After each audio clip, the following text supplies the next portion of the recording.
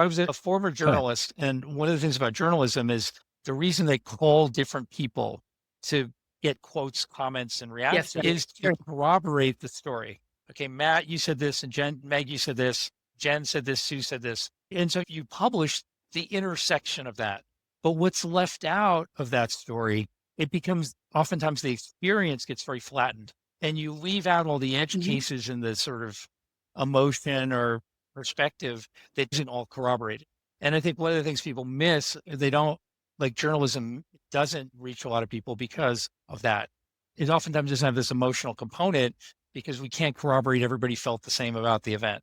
So we're not going to put that in. If that makes any sense. So then you have this whole rise of like first person narrative autobiography or memoir that is, I'm just going to tell you how, but this is what I saw. Okay, this is what I see. I think it goes back to your point about trying to assert your story in your life and the importance of that and having a cohesive narrative.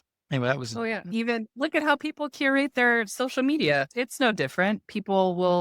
They post like the beautiful moment that was taken only moments before, like my older daughter dunked my younger daughter. That's just that, yeah. but nobody knows that next thing happened. But story matters, meaning matters. It's hardwired in. There's a famous photograph from the Vietnam War era of this airman coming home after he'd been in prison for several years. And his family's on the tarmac greeting him, and his kids are running at him, and his wife's there, and they're all crying. It's soldier comes home. It's incredibly powerful image. Then the real story is that right after that photo was taken, the wife told she was divorcing him and had met another person, and their whole family fell apart. It's not like moments after the photograph, but people see that image, and that image is it's a popular image of triumph or something, happiness.